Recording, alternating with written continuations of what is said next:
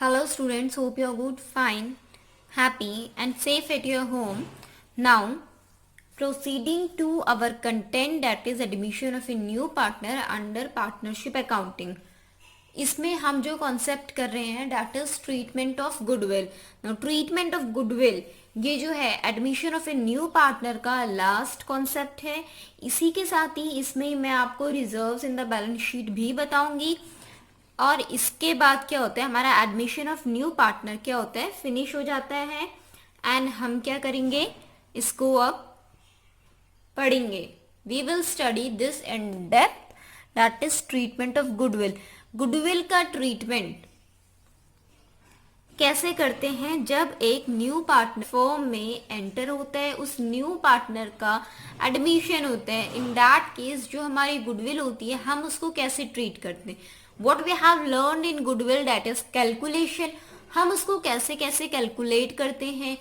अब हम करेंगे कि एडमिशन में गुडविल का ट्रीटमेंट कैसे होता है. देन इसको अकाउंट्स में हम इसको ट्रीट कैसे करते हैं. इसको करने के लिए हमारे पास दो मेथड हैं. One is premium method and second is revaluation method. No premium method में क्या होता है, ये जो मेथड होता है ये मेथड हम तब फॉलो करते हैं व्हेन जो हमारा न्यू पार्टनर है वो गुडविल लेकर आता है कैश में. अपना शेयर ऑफ गुडविल किस में लेकर आता है, कैश में. And amount of premium brought in by new partner क्या होता है, जो एग्जिस्टिंग पार्टनर्स होते हैं वो शेयर करते हैं उसको किस रेशियो में, सेक्रीफाइसिंग रेशियो में. Now this is same as we have studied in goodwill. हमने गुडविल की कैलकुलेशन में जैसे मैंने आपको बताया था ये बस वही चीज है, बस हम इसमें पढ़ेंगे कि हम उसका ट्रीटमेंट कैसे करते हैं. You very well know how to find out goodwill.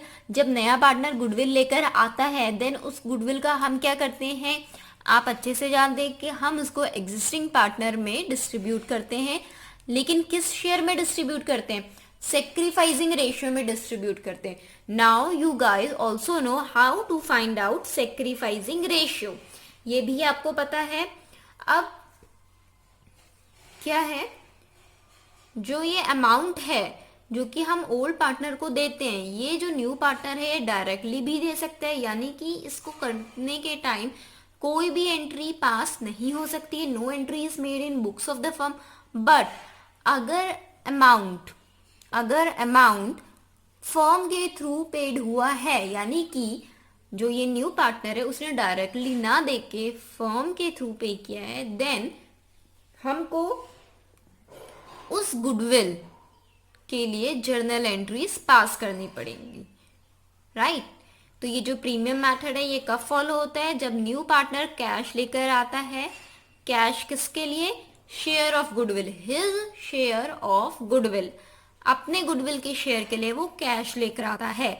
और अगर ये कैश वो डायरेक्टली पार्टनर्स को दे देता है then there is no need of entry. But if he gives then there is need of entry. और इसकी जर्नल एंट्री कैसे बनेगी, गुडविल का अकाउंट क्रेडिट होगा बिकॉज क्या है, फर्म के पास इनकम आई है, गुडविल को क्रेडिट करेंगे, कैश डेबिट होगा. एंड अब ये गुडविल का अकाउंट हम रिटर्न ऑफ करेंगे. यू ऑलरेडी नो गुडविल का अकाउंट जैसे ही गुडविल शो होती है हम उसको इमीडिएटली रिटर्न ऑफ कर देते हैं. क्योंकि हम गुडविल कभी भी शो नहीं करते हैं, but whenever we have to show we immediately return off. ना गुडविल क्या होगा, उसके बाद रिटर्न ऑफ कैसे करेंगे, हम ये जो गुडविल आई है इसको पार्टनर्स में डिस्ट्रीब्यूट कर देंगे. देन गुडविल जो क्रेडिट हुई थी हम इसको डेबिट कर देंगे to partners capital account. Next revaluation method. Next treatment of goodwill when new partner is admitted is revaluation method. अब हम ये मेथड कब यूज करते हैं, जब पार्टनर जो है गुडविल कैश में नहीं लाता है. वो कैश में नहीं लाता है पर तो वो किस में लाएगा, वो अदर फॉर्म्स में ला सकता है, इन फॉर्म्स ऑफ शेयर. मतलब मैनी फॉर्म होते हैं, ये आप फर्दर क्वेश्चंस के थ्रू जानेंगे. But here you have to know कि जो प्रीमियम मेथड होता है that is used when the partner brings goodwill, his share of goodwill in cash.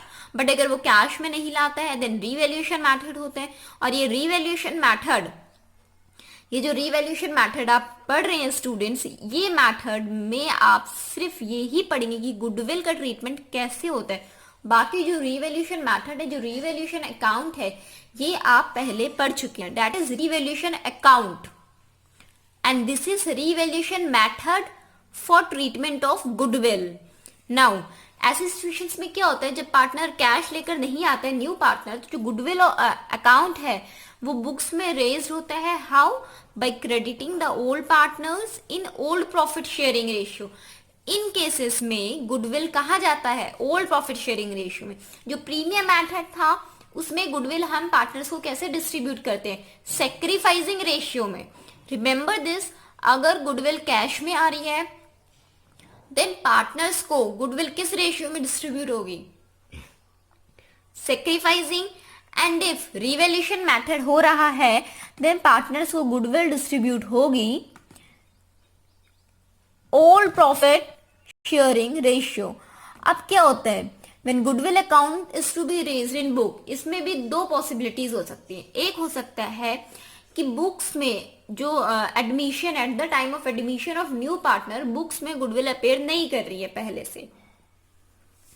दूसरी पॉसिबिलिटी ये हो सकती है कि गुडविल पहले से ही अपेयर कर रही है. तो इन दोनों केसेस में हम कैसे सॉल्व करेंगे, कैसे डिस्ट्रीब्यूट करेंगे, हम गुडविल को कैसे रिटर्न ऑफ करेंगे, ये हम इसमें सीखेंगे. तो जो फर्स्ट केस है जिसमें कि हमारे बुक्स ऑफ अकाउंट्स में गुडविल एग्जिस्ट नहीं करती है, यानी कि गुडविल तो है लेकिन वो हमारे बुक्स में शो नहीं होती है, उसमें हम क्या करेंगे, उसमें गुडविल जो होगी अपनी फुल वैल्यू में रेज्ड होगी. फिर क्या होगा, ये हम कैसे करते हैं, गुडविल के अकाउंट को डेबिट करते हैं to old partners capital account. ये क्या होता है, जो गुडविल होता है, जो न्यू पार्टनर गुडविल लेकर आता है, हम वो ओल्ड पार्टनर को उसकी ओल्ड प्रॉफिट शेयरिंग रेशियो में क्या करते हैं, डिस्ट्रीब्यूट करते हैं. जब हम ओल्ड पार्टनर को डिस्ट्रीब्यूट करेंगे देन पार्टनर को क्या हुआ है, गेन हुआ है, उसके पास इनकम आई है, तो पार्टनर का अकाउंट क्या होगा, क्रेडिट होगा, एंड गुडविल के अकाउंट डेबिट होगा. Goodwill thus raised shall appear in balance sheet of the firm as its full value. अब यहां से जो गुडविल रेज हुई है, रेज यानी कि अराइज हुई है, ये बैलेंस शीट में अपनी फुल वैल्यू में शो होगी. सेकेंड सिचुएशन हमारे पास है व्हेन गुडविल ऑलरेडी